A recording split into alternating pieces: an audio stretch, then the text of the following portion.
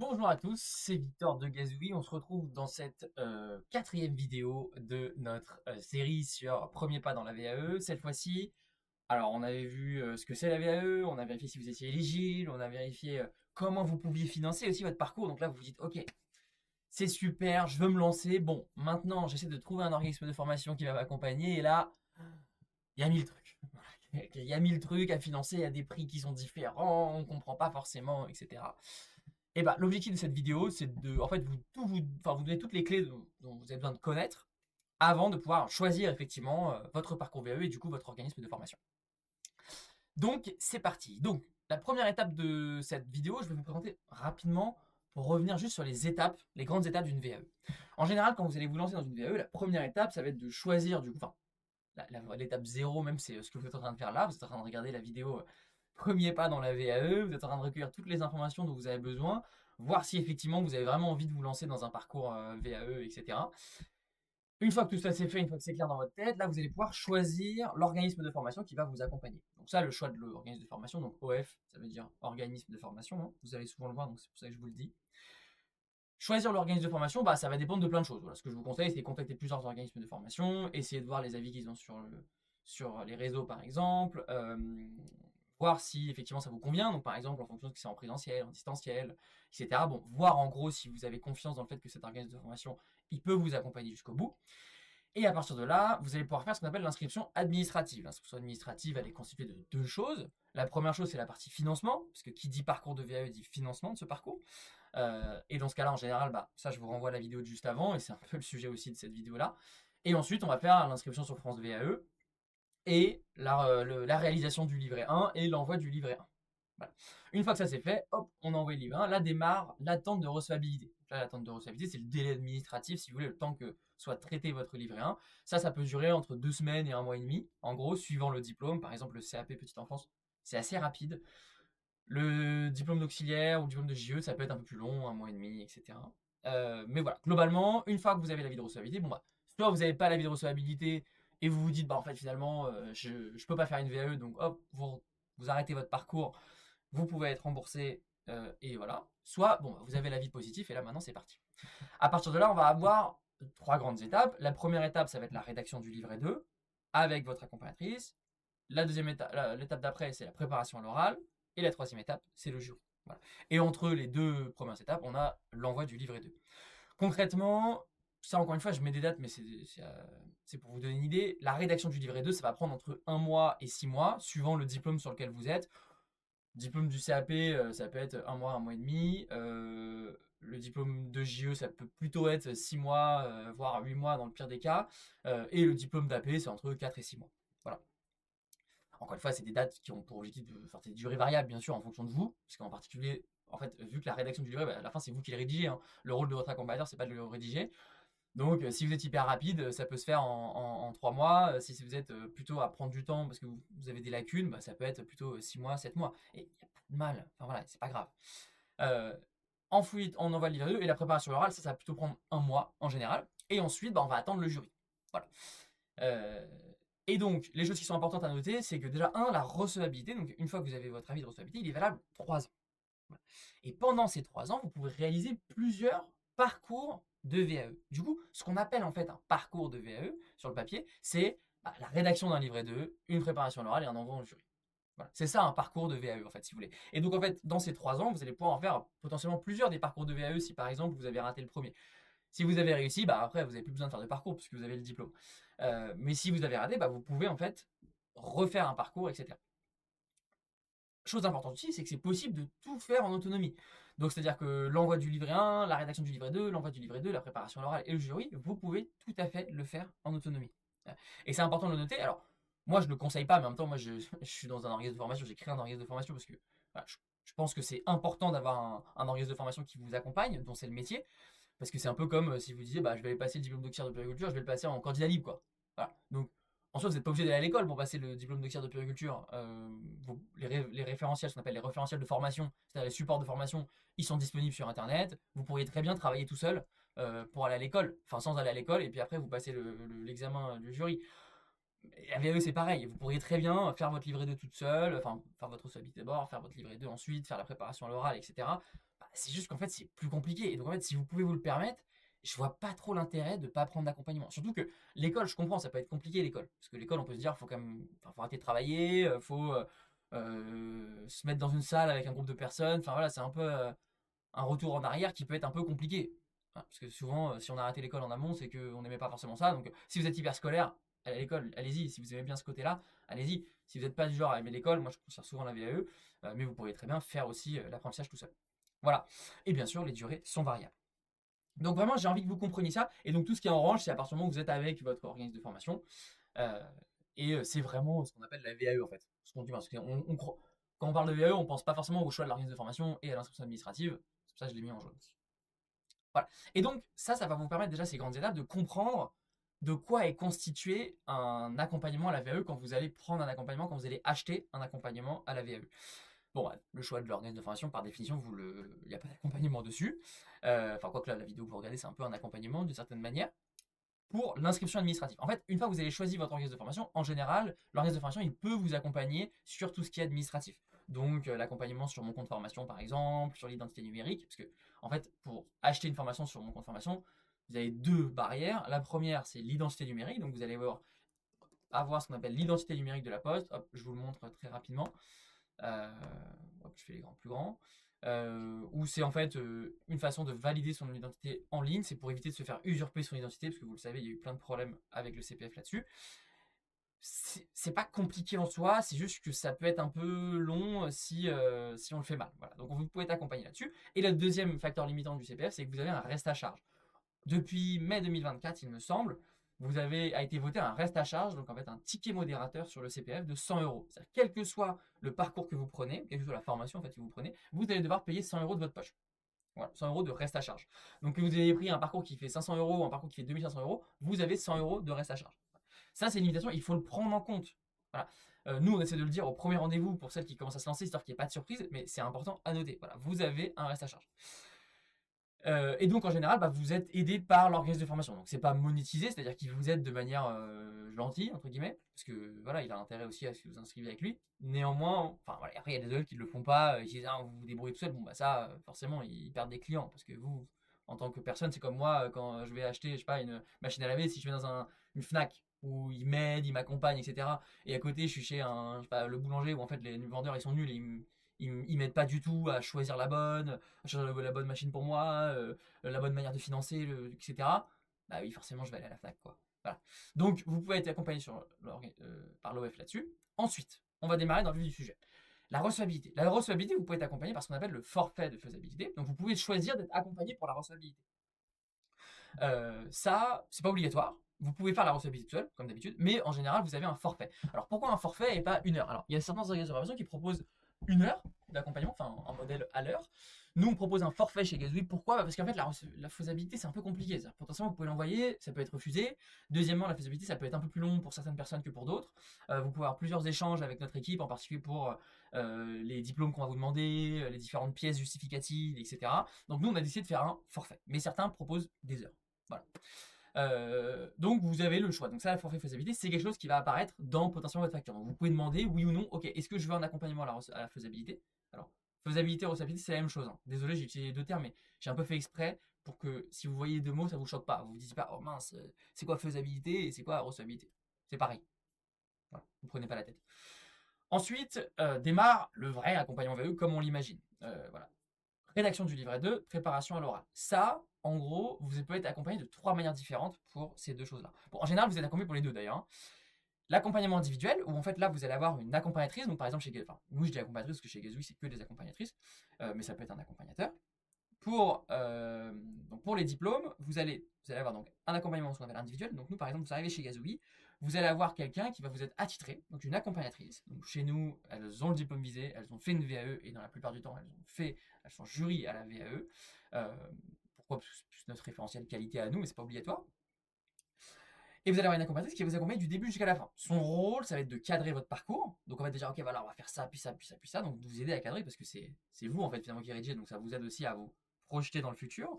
C'est elle qui va vous accompagner sur la compréhension des différentes compétences, des différents attendus. Donc on va vous aider par exemple à trouver les situations que vous allez pouvoir décrire. On va vous aider à donner le bon niveau de détail dans les situations. On va vous aider à vous remettre en question parce que bien sûr, en fait, je vous donne tout le temps cet exemple parce que c'est un exemple qui passe sur les trois diplômes AP, CAP, EGE, c'est le change. Bon, le change, on ne le décrit pas pareil dans sa VAE si c'est le CAP, AP ou EGE, clairement. Donc du coup, en fait, c'est important de savoir. Et puis surtout, imaginons que vous êtes une professionnelle où vous n'avez jamais travaillé avec une AP directement, ou bien vous avez travaillé avec une AP, mais vous n'avez pas vraiment réussi à observer ce qu'elle faisait, vous n'avez pas échangé avec elle. Bah oui, forcément, en fait, vous avez besoin discuter avec une AP qui peut vous donner les différents éléments. Donc ça, c'est l'accompagnement individuel. C'est à l'heure. Donc en fait, vous allez prendre un parcours, vous allez dire, bah moi je veux 5 heures d'accompagnement, 10 heures d'accompagnement, 15 heures, 20 heures, 24 heures, 30 heures, etc. Vous avez tout le spectre. Ensuite, vous avez ce qu'on appelle l'accompagnement collectif. L'accompagnement collectif, donc c'est pareil, vous avez une accompagnatrice et un groupe de candidats. Alors, ça sert à quoi? Bon, ça peut servir à plusieurs choses. Nous, par exemple, chez Gazooey, tous les organismes de formation ne proposent pas de l'accompagnement collectif parce qu'il faut être assez gros pour avoir une certaine force de frappe. Mais nous, on le propose.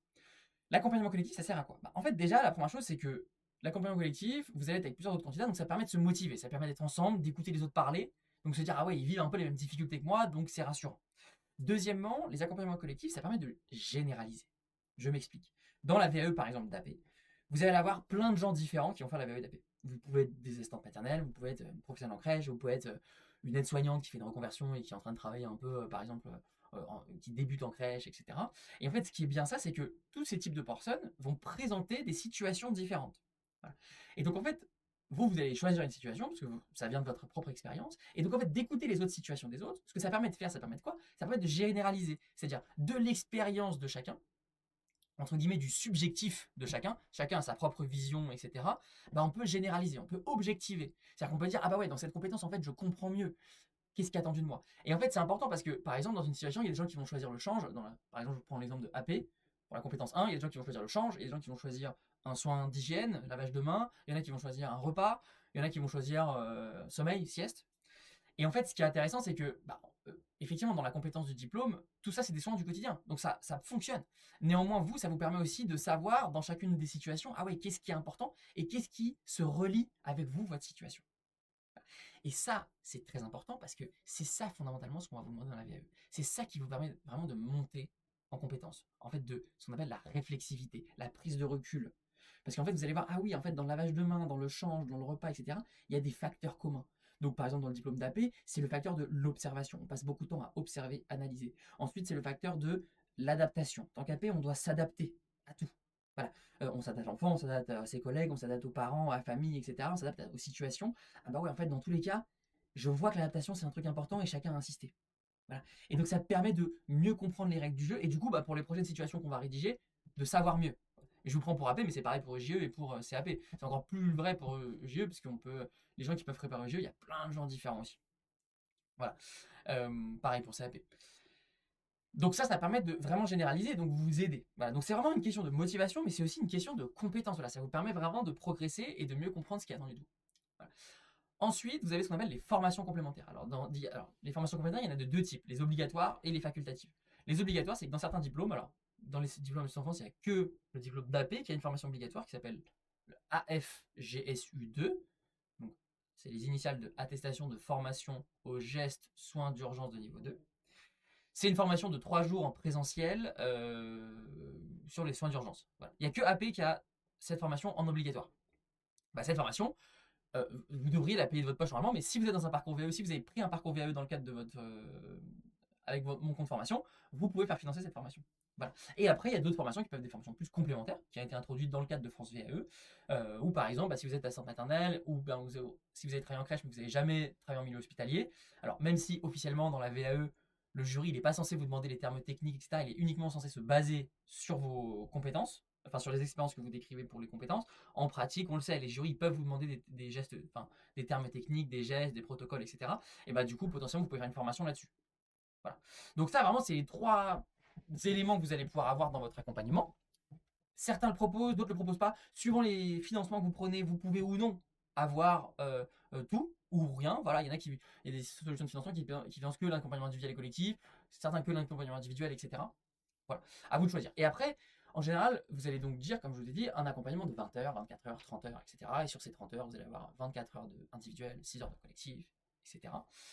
Mais sachez que ça, de toute façon, ça va être après dispatché sur la rédaction du livret et sur la préparation à l'oral. Voilà. Et ensuite, vous allez avoir les frais de jury. Alors pareil, les frais de jury, c'est pas pour tous les diplômes, en particulier dans le cas de la petite enfance, c'est que pour le CAP. Aujourd'hui, encore une fois, à l'heure où je tourne la vidéo. Mais c'est quelque chose qui est important de savoir. Voilà. Et donc c'est aussi pour ça que c'est important au moment du choix de l'œuvre de discuter avec un organisme de formation qui peut vous conseiller sur le bon parcours parce qu'il n'y a pas un parcours pour tout le monde. Voilà. Chacun, en fait, le parcours, il va s'adapter à vous suivant sur votre profil, sur le budget que vous pouvez investir, etc. Il va changer. Voilà. Et donc ça, c'est important parce que du coup, et c'est pour ça que je vous ai mis en dessous, vous avez en gros deux types de parcours. Vous avez ce qu'on appelle les parcours complets, où là, du coup, en fait, ça va contenir un peu de tout. Donc la recevabilité, enfin, le forfait faisabilité, l'accompagnement et les frais de jury. Sachant que si vous êtes tapé, par exemple, il n'y a pas de frais de jury, mais du coup, ça contient quand même la faisabilité et les formations en général, parce que alors que CAP, lui, ils n'ont pas de formation. Donc, par exemple, il ne contient pas dedans. Par contre, il y a des frais de jury. Donc, en fait, à chaque fois, les parcours, ils sont différents. Et en fait, c'est pour ça que si vous allez sur mon compte formation et que vous êtes en train de vous dire, ah ouais, ok, super, j'ai envie de faire un accompagnement avec Gazoui, donc je tape Gazoui sur le site, je me mets à distance, et là, boum, 30 résultats. Oh, mais qu'est-ce que c'est? Express VAE 12 heures, parcours VAE 24 heures, VAE livré 1 gaz. Voilà. En fait, pourquoi c'est ça? Bah, c'est parce qu'en fait, suivant les personnes, suivant vous, ce que vous avez besoin, notre analyse, bah, en fait, il va y avoir plein des parcours totalement différents. Et donc, il y a d'un côté ce qu'on appelle les parcours complets, donc si vous les séparez, donc nous par exemple, dans ce qu'on appelle les parcours complets, donc nous on les appelle euh, parcours VAE. Voilà. Ils sont là, parcours VAE. Où là, c'est donc en général, ça contient tout ce dont vous avez besoin pour aller au bout de ce diplôme. Voilà. Donc si vous êtes en CAP, ça va contenir les frais de jury et ça va contenir la faisabilité et l'accompagnement. Si vous êtes en AP, ça va contenir la faisabilité, l'accompagnement, la formation FGSU, pas de frais de jury parce qu'il n'y en a pas. Si vous êtes en EJE, la faisabilité et l'accompagnement, et pas les frais de jury ni les formations parce que vous n'en avez pas besoin, etc. Voilà, c'est ce que je voulais vous montrer. Et puis, suivant vous, en fait, en général, ce qui va changer après là-dedans dans les parcours complets, c'est le nombre d'heures d'accompagnement que vous allez prendre. Parce que c'est ça, en fait, chaque organisme, il a un prix à l'heure. Combien ça coûte une accompagnatrice à l'heure? Parce que, encore une fois, c'est simple, l'accompagnatrice, elle est présente avec vous par heure. Si vous prenez 20 heures, elle va être avec vous pendant 20 heures. Que vous allez échelonner sur différentes semaines, différents mois, mais en gros, elle va être présente avec vous pendant 20 heures. Et donc ça, vous pouvez choisir 10 heures, 15 heures, 20 heures, 24 heures, 30 heures. Ça aussi, notre rôle en tant qu'organisme, c'est de vous guider là-dessus. Un parcours complet classique, c'est 24 heures, en gros. Voilà. Entre 20 et 24 heures. Si vous avez des difficultés, par exemple à la rédaction, si vous sentez que vous avez besoin de plus de soutien sur la partie orale, plutôt 30 heures. Si vous sentez que vous êtes hyper à l'aise et que vous avez des dispenses parce que par exemple vous êtes soignante, vous avez le bac pro SSP ou quoi que ce soit, dans ce cas-là, on peut descendre 10, 15, voilà. Donc ça, c'est ce qu'on appelle les parcours complets. Ensuite, vous avez ce qu'on appelle les parcours thématiques. Où là, la parcours thématique, par exemple, nous, c'est juste pour préparer une seule chose en particulier. Donc par exemple, vous allez vous dire, moi, la VAE, je vais la faire en autonomie. Je suis AP, je vais faire la VAE en autonomie d'AP. Mais par contre, en fait, j'aimerais bien être accompagné sur la faisabilité et j'aimerais bien avoir la formation AFGSU. Voilà. Bon, ça, c'est un pack. C'est un parcours thématique. Autre cas, vous êtes déjà recevable, ou bien même inversement, vous souhaitez faire la recevabilité toute seule. Par contre, vous avez besoin d'aide sur la préparation à l'oral. Parce que là, vous n'êtes pas à l'aise sur la préparation à l'oral. Vous savez bien écrire, vous êtes à l'aise là-dessus, mais par contre, la préparation à l'oral, c'est plus compliqué. Ok, moi, je veux juste une préparation à l'oral, par exemple. Voilà. Et ça, par exemple, c'est 5 heures. Voilà. Ou 10 heures. Voilà. Donc ça, c'est ce qu'on appelle, donc chez nous, vous allez voir, c'est les parcours express. Donc on a des express VAE de 12 heures, de 24 heures, parce que voilà, après, il y a des gens qui veulent uniquement des heures d'accompagnement. Et voilà. Donc, par exemple, si vous êtes en EJE et vous souhaitez juste une préparation à l'oral, prenez un accompagnement express VAE, par exemple, de 5 heures. C'est très bien. Dans les CAP, pareil, il y en a qui veulent juste les frais de jury et la faisabilité, mais qui veulent pas être accompagnés, qui veulent faire tout seul. Très bien. Et en fait, ça dépend de quoi ça. Comment choisir? Déjà, pour choisir, ça dépend de vous. Je peux pas vous faire une vidéo là-dessus, c'est trop général. Par contre, ce qui est important, je vous ai déjà dit un petit peu pour vous donner un ordre général sur les deux facteurs qui sont là. Comme je vous ai dit, le premier, c'est ok, moi, c'est quoi ma situation, c'est quoi un parcours complet. Et de deux, le truc qui est important, c'est quel est le budget que je peux investir. Voilà. Encore une fois, si vous avez 1000 euros de CPF, ça change enfin 1000 euros même général de financement. Même si France Travail, par exemple, vous dit, moi, je finance 1200 euros. Bon, en fait, ça change le parcours que vous allez pouvoir prendre. Voilà. Et après, honnêtement, c'est pas parce que vous avez 10 heures d'accompagnement que c'est terrible, que vous n'allez jamais y arriver. C'est juste que vous allez devoir faire plus de choses en autonomie. Voilà. Et puis, encore une fois, potentiellement, vous pouvez prendre 10 heures d'abord. Et ensuite, vous vous dites, moi après, je finance de façon personnelle sur mes comptes, je paye 3 heures d'accompagnement VAE par exemple. Voilà. Et ça, je peux le payer en 4 fois sans frais, etc. Et encore une fois, c'est un investissement. Et c'est pour ça que j'insiste là-dessus, c'est que c'est un investissement. C'est un budget que vous investissez dans vous. Pourquoi? Parce que ce diplôme, normalement, il est censé vous ouvrir des portes qui vous permettent d'avoir un salaire plus haut. Voilà. Et donc, en fait, vous faites un pari sur l'avenir. Si par exemple, alors c'est pas forcément un salaire plus haut tout de suite, par exemple si vous passez le CAP et qu'avant vous étiez à centre maternelle, vous gagnez bien votre vie, entre guillemets, et là vous avez le CAP et en fait en crèche on va vous proposer un salaire qui était moins bon que ce que vous aviez en tant qu'assistant maternelle, oui, d'une certaine manière, ça vous fait baiser votre salaire à l'instant T. Mais par contre, en tant que CAP, vous allez pouvoir travailler en crèche. En crèche, vous allez pouvoir développer des expériences. Avec ces expériences, vous allez pouvoir passer le diplôme d'AP. Voilà. Et ce diplôme d'AP, il va vous faire passer le diplôme de JE. Voilà. Et en tant qu'AP, vous pouvez être directrice de micro-crèche grâce au nouveau décret. Voilà. Donc vous allez mieux gagner votre vie. EJE, vous allez potentiellement mieux gagner votre vie. Une EJE, ça peut être une EJE en direction petite enfance. Moi, j'ai déjà vu, et je sais par exemple la mairie de Toulouse, alors, encore une fois, c'est peut-être plus le cas au moment où vous regardez la vidéo, mais une GE qui gérait un budget de 10 millions par an. 10 millions d'euros, c'est énorme, c'est des grosses responsabilités. Donc voilà. Donc, encore une fois, il faut le voir comme un investissement. Parce que ça vous permet de passer une étape dans votre carrière. Et voilà. Donc, je pense que normalement, j'ai fait un peu près le tour. Et donc, maintenant, c'est plus clair du coup quel parcours vous pouvez choisir. Mais encore une fois, choisissez pas un parcours au hasard et lancez-vous. Non, parce qu'en fait, ça dépend de plein de choses. Et donc voilà, juste ça, je vous fais juste un petit tour dessus parce que sur mon compte formation, encore une fois, comme je vous ai expliqué, mon compte formation, ça va souvent être la colonne vertébrale de votre financement. Ça va être la base de votre financement et après, vous allez y rajouter des choses, par exemple France Travail, par exemple votre employeur, etc. Donc c'est pour ça que c'est bien de comprendre comment mon compte formation fonctionne. Donc là, par exemple, si vous prenez un parcours VE 24 heures, vous avez le prix, vous pouvez vous connecter. Alors les prix, potentiellement, ils vont changer. Donc ça, vous voyez les prix aujourd'hui, mais potentiellement, ça va évoluer, etc. Et ensuite, la prochaine étape, c'est de demander un devis. Après que vous avez demandé un devis, là, ils vont vous demander de vous connecter avec France Connect Plus.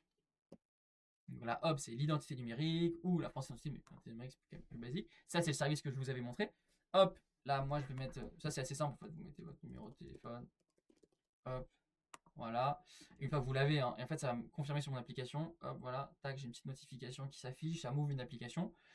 Là, je mets le code. Ça permet de bien vérifier que c'est moi. Hop. Là, continuer sur le service. Et voilà. Et là, vous vous êtes connecté. Voilà. Hop. Et là, vous continuez sur mon compte formation. Alors, parfois, ça vous renvoie directement ici. Parfois, ça vous renvoie sur la page d'accueil. Donc, pas d'inquiétude. Au pire, vous refaites rechercher une formation, oui, etc. Et là, vous pouvez demander un devis. Là, ils vont vous demander des petites informations basiques. Bon, voilà. En général, vous êtes accompagné là-dessus. Donc, je vous montre ça. C'est pas nécessaire. Mais bon, je me dis pour celles qui veulent quand même savoir à quoi ça ressemble concrètement étape par étape, voilà, de ne pas avoir de mauvaises surprises. Voilà. Là, par exemple, vous avez demandé un devis, ils vont vous dire je souhaite envoyer directement ma demande de devis à l'organisme de formation ou je souhaite demander à mon entreprise de m'aider. Parce que ça, effectivement, vous pouvez demander à votre entreprise de vous aider. Alors, ça, je vous invite à revenir sur la formation, enfin, sur la vidéo d'avant pour le financement employeur avec ses défauts et ses qualités. Hein. Voilà, moi je vais envoyer directement. Là, vous allez pouvoir valider les différentes informations, etc. L'objectif de la formation, ça c'est purement statistique. Hein. Nous, on n'a pas, donc par exemple, voilà, hop, je me forme pour m'améliorer. Et là, vous pouvez envoyer. Je ne vais pas l'envoyer parce que sinon l'équipe Gazouille va se dire qu'est-ce qui se passe. Mais voilà. J'espère qu'en tout cas, voilà, ça ressemble à ça, une formation CPF. Et en fait, vous allez envoyer, nous on va le recevoir, on va le valider. Une fois que c'est validé, vous allez recevoir une confirmation. En fait, là, ce que vous faites, c'est que vous demandez un devis. Hop, on vous envoie un devis. Et ensuite, vous devez valider le devis et vous devez payer le reste à charge. Le reste à charge, vous pouvez le payer en carte bleue, directement. Si vous êtes inscrit à France Travail, vous n'avez pas de reste à charge. Voilà. Bon, je crois que j'ai fait le tour. En tout cas, n'hésitez pas à suivre toutes les vidéos, à prendre contact avec nous si vous avez besoin d'aide sur une thématique particulière, si justement vous avez envie de faire un peu un bilan pour voir où est-ce que vous en êtes et si vous pouvez le faire. Et en tout cas, nous, on est à votre disposition. J'espère que cette vidéo vous aura aidé. J'essaie de la garder pas trop longue. Hein. Mais bon, vous me connaissez, j'aime bien parler. Mais voilà, je vous dis rendez-vous dans une nouvelle vidéo et bon courage dans votre projet.